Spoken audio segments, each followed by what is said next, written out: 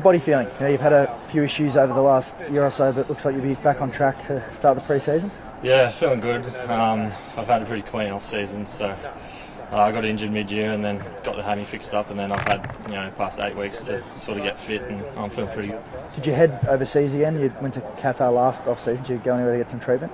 I didn't this year, more for leisure. I went to the States with a couple of mates for a bit of leisure, but I worked with Harry Symington here with Reid, who's basically a human movement specialist, so I feel like I got some gains there.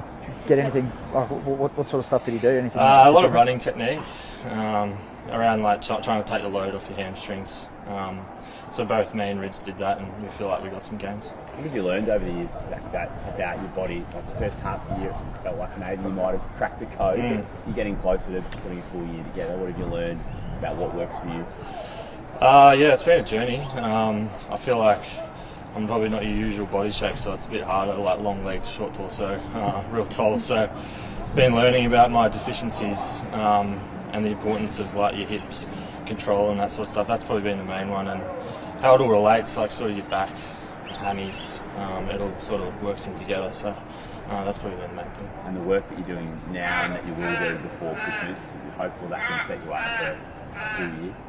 Yeah, absolutely. This will be, if I get through this pre-season, it'll be my third pretty consistent one. So hopefully I'll reap the rewards of that. And I had a good one last year and played 10 good games. So hopefully I'll play another 10 good games on top of that.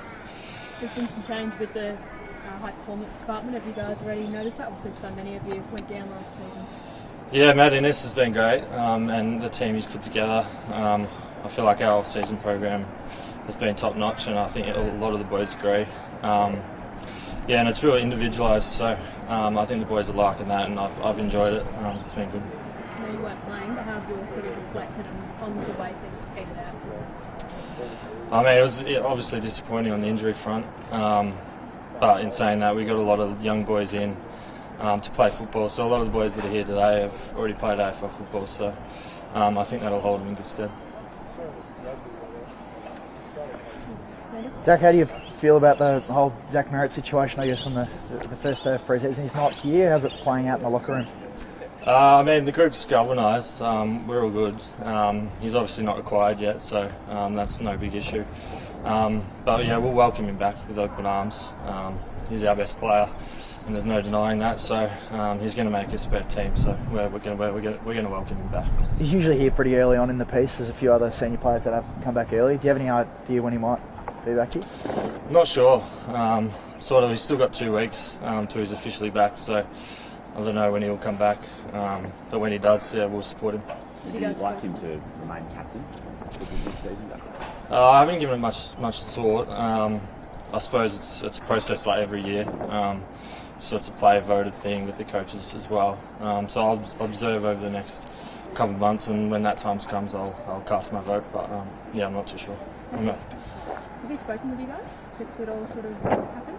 Not officially, but the boys have been in touch with him, so yeah, I'm sure he'll address it when he comes back. He's been such a pro throughout his career. Do you expect it to be fairly smooth when he does come back? I think so. I think the group just wants to move on. You can't let that sort of stuff like derail a pre-season and off-season. So I think we'll welcome him back and get on with the job that we're all here to do.